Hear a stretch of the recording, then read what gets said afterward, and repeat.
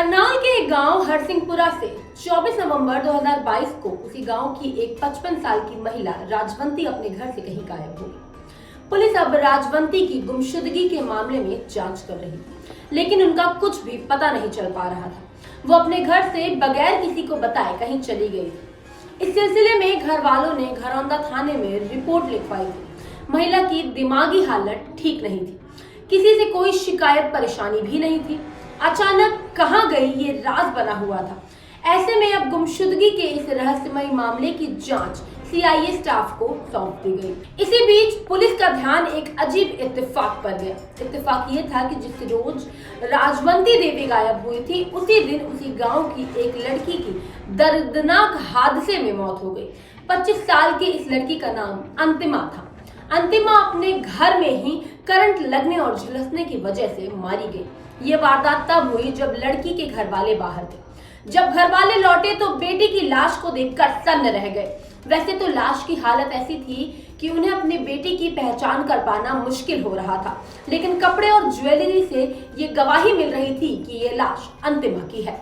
अब घर वालों ने भरे मन से अपनी बेटी की लाश का अंतिम संस्कार कर दिया। अब पुलिस ने दोनों मामलों की जांच साथ में करने का फैसला किया। पता चला कि अंतिमा की मौत को हादसा मानकर उस मामले में घर वालों ने अंतिमा का अंतिम संस्कार कर दिया है। उसकी मौत की कोई भी जांच नहीं हुई। ऐसे में सीआईए स्टाफ ने अंतिमा की मौत के बारे में पता करना शुरू किया। अंतिमा की मौत के बाद पुलिस ने उसके सोशल मीडिया अकाउंट की पड़ताल करना शुरू किया।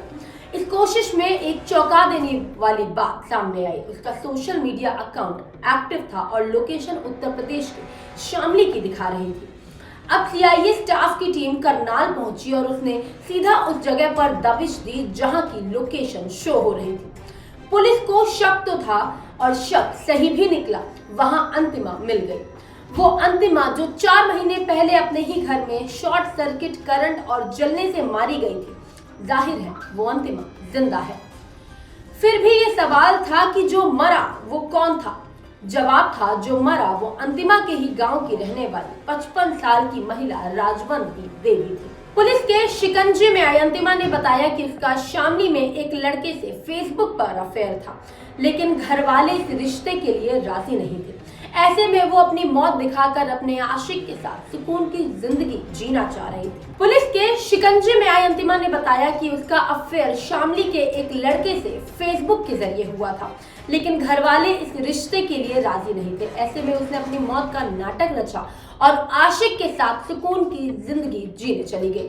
प्लानिंग उसने पहले से तैयार कर रखी थी, बस उसे मौके का इंतजार था। इत्तेफाक से 24 नवंबर को उसके घर वाले कहीं बाहर गए थे और मौका पाकर उसने अपने पड़ोस में रहने वाली राजवंती को बुला लिया। इसके बाद उन्हें पानी में नींद की गोली मिलाकर दे दी। जब राजवंती गोली खाने की वजह से बेहोश हो गई तो पहले उसने राजवंती का गला घोंटा, फिर करंट लगाया और फिर अपने कपड़े पहनाकर आखिरकार उसी लाश को जला दिया ताकि उसकी पहचान न हो सके।